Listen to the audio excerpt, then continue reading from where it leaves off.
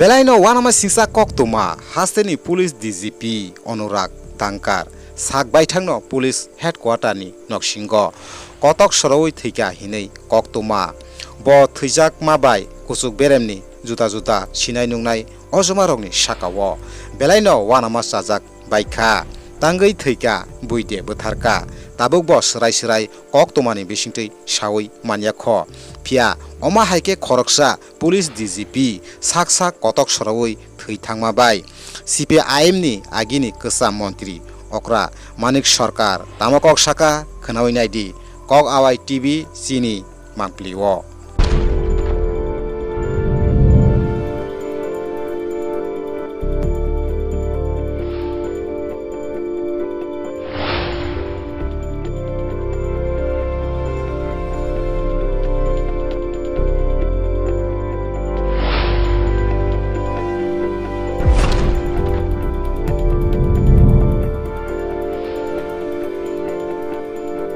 Sir আপনার নেতৃত্বে দীর্ঘ বছর উনি চাকরি করেছেন অফিসার হিসেবে কেমন ছিল আপনার নজর One of the best police officers who have been worked under us. I must say Dhankar is like that. তার মতো অফিসার খুব কম ছিল নিষ্ঠাবান সৎ স্বচ্ছ সাহসী যে কোনো পরিস্থিতি মোকাবেলা করার ক্ষেত্রে রাজ্যের নর্মাল পরিস্থিতি রক্ষা করার ক্ষেত্রে গুরুত্বপূর্ণ ভূমিকা নিয়েছে এবং ওই এসডিপিও থেকে উঠতে তিনি এখন ডিজিপি হয়েছে এখন রহস্য আছে কিনা তদন্ত করলে বোঝা যাবে আমরা তো চট করে এই নিয়ে কিছু কথা বলতে পারবো না আমাদের মুখ দিয়ে এগুলি কি করে বের করবেন আপনারা যেহেতু সংবাদপত্রের সাথে যুক্ত খোঁজখবর করে দেখার চেষ্টা করুন আমরা আমাদের তরফ থেকে এমন কোনো মন্তব্য করবো না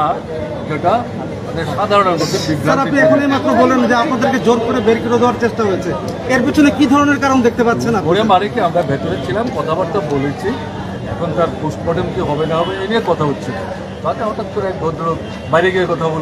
কথা বলুন আমার সঙ্গে যারা ছিলেন প্রচন্ড ক্ষেপে যান সে ভদ্রলোককে আপনি চিনেছেন স্যার শোনা যাচ্ছে সুইসাইডাল নোট পাওয়া গেছে আপনি কি বিশ্বাস করেন যে সঠিক তদন্তের প্রমাণ হবে এটা তো আমরা তো সঠিক তদন্তেই চাইব এখন এটা সঠিক তথ্য বেরোবই কিনা এটা তো তদন্ত করার পরেই বোঝা যাবে আগাম তো কিছু বলতে যাও এরকম একজন উচ্চ পর্যায়ে আধিকারিক এরকম মৃত্যু হয়েছে কি বলবেন এটা সারা রাজ্যে কিরকম এটা জিনিসটা বার্তাটা যাবে আমাদের রাজ্যে একটা অস্বাভাবিক পরিস্থিতি চলছে গণতন্ত্র আক্রান্ত স্বাধীন কথাবার্তা বলার অধিকার সেখানে বিপন্ন মিছিল করতে দেয় না মিটিং করতে দেয় না এই যে পরিস্থিতি চলছে ভোটের অধিকার মানুষের হরণ করা হয়েছে ভোটকে প্রহসনে পরিণত করা হয়েছে কাজ নাই রোজগার নাই কেনবার ক্ষমতা নাই অনাহার মৃত্যু সন্তান বিক্রি বাইরে কাজ করতে যাচ্ছে সেখানে গিয়ে মৃত্যুর মুখে পতিত হচ্ছে